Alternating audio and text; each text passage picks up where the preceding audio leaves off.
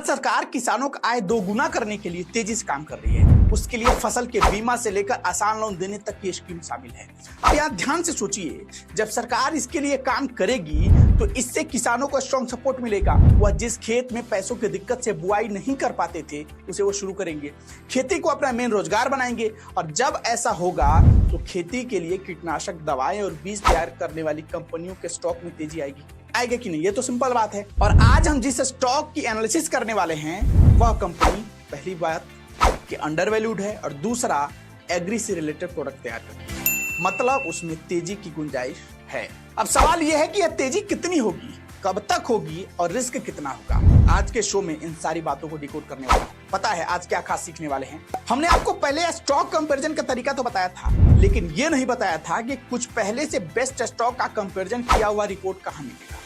मतलब आपको पता है कि इन दो स्टॉक का कंपैरिजन करना है तब तो आप कर लेंगे, लेकिन आपको किसी सेक्टर के दो बेस्ट स्टॉक के बीच में से एक डिटेल चुनना है तो वो लिस्ट कहां मिलेगी, आज मैं आपको सिखाने वाला हूं। और वो भी list financial ratio, return, quarterly result, profit loss, balance sheet, इन सब के साथ मिलने वाली है। इतना कमाल टेक्निक मुझे खुद नहीं पता थी इससे पहले। एक चीज और, पहले से मेंशन स्टॉक के साथ आप अपने स्टॉक का भी कंपैरिजन कर सकते हैं, यानी एक तीर दो निशाना। इसलिए वीडियो किसी भी कीमत पर स्किप मत कीजिएगा। चलिए शुरुआत एनालिसिस से करते हैं। कंपनी का नाम है ज्योरी एग्रो केमिकल्स लिमिटेड और काम जय किसान ब्रांड के तहत फर्टिलाइजर, सब्जियों और फलों से रिलेटेड बीज, केमिकल और ऑर्गेनिक खाद तैयार करता है। कंपनी के सेक्टर ग्रोथ की बात करें तो 2029 तक $473 बिलियन का इसका मार्केट साइज हो जाएगा, मतलब सेक्टर के फ्यूचर में कोई दिक्कत नहीं। रही बात कंपनी के फ्यूचर की तो इसका जवाब फंडामेंटल के साथ टेक्निकल पार्ट देगा।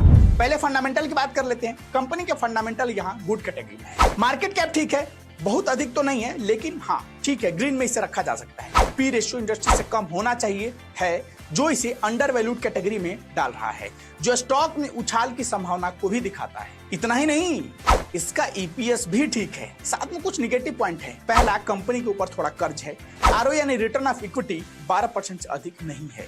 साथ में यह कंपनी कोई डिविडेंड नहीं देती, यानी पॉजिटिव वर्सेस निगेटिव का मामला 3-3 का है।